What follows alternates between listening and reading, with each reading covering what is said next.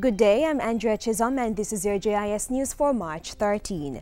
The National Environment and Planning Agency NEPA has identified methylene chloride as the chemical pollutant that created a disturbance at the Central Sorting Office on South Camp Road recently.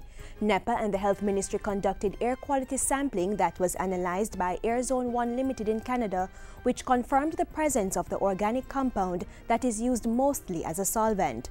Environment Minister Robert Pickersgill says NEPA will be doing further testing and analysis to determine the source of the chemical so they can prevent a recurrence. 1,000 residents in St. Anne, St. Mary and Portland are set to receive land titles under the Cadastral Mapping and Land Registration Project.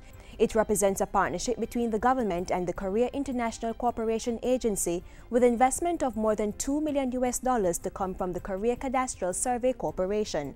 Minister of Land Robert Pickersgill presented the first 9 residents with their titles at last Friday's launch of the mapping project.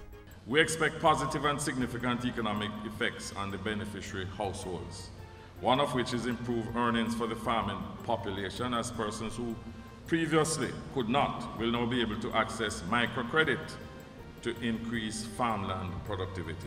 The Cadastral Mapping and Land Registration Project is an expansion of the second phase of the Land Administration and Management Program LAMP.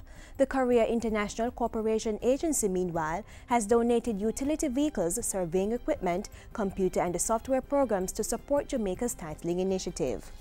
Government is moving to tackle grade 7 literacy in the island's secondary schools.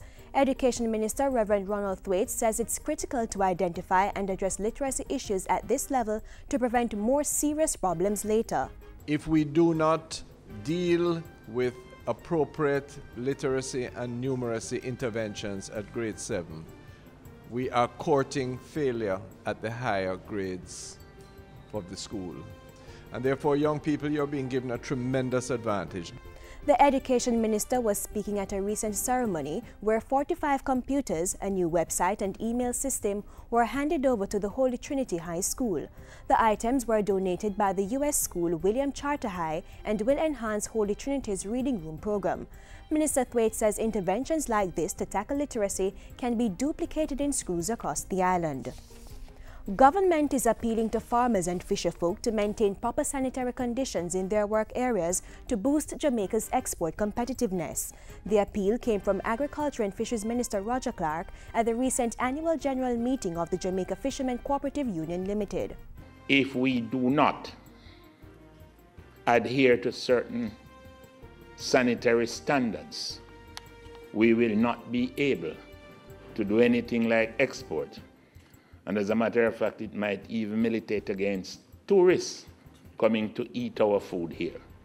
The minister's comments coincide with government's plans to enforce rules that will ensure good sanitation on the Pedro Keys. In the meantime, Mr. Clark told the gathering that his ministry would be assisting fishermen in their retooling efforts. He was also adamant that a new fisheries bill to properly govern the industry would be brought to Parliament this year.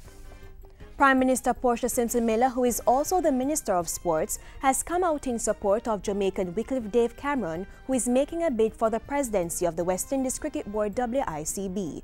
In her endorsement, the Prime Minister says that as the region seeks to chart a new course for the development of the sport, she is confident that West Indies cricket will benefit from Cameron's talent, passion and considerable experience spanning more than 3 decades. Cameron has also received the endorsement of the Jamaica Cricket Association. The elections for the new WICB president will take place later this month in Barbados. And finally, parliamentarians formally paid tribute to the late Venezuelan President Hugo Chavez Tuesday. Prime Minister Portia Simpson Miller praised him as a leader who understood and cared about the well-being of his people while extending his benevolence across national borders and frontiers. His philosophy and his way of doing things, admittedly, may not have been universally embraced. And yet, one thing cannot be denied. Here was a man whose heartbeat pulsated for uplifting the poor. The Prime Minister said Jamaica must be especially grateful for Venezuela's contribution to the country's economic development through initiatives such as the Petro-Caribe Agreement. Similar sentiments were also expressed by other parliamentarians, including the opposition leader Andrew Holness. Hugo Chavez was a great leader. someone whose life left significant value and made other people's life better. And that's it for JIS News today. I'm Andrea Chisholm. Thank you for watching.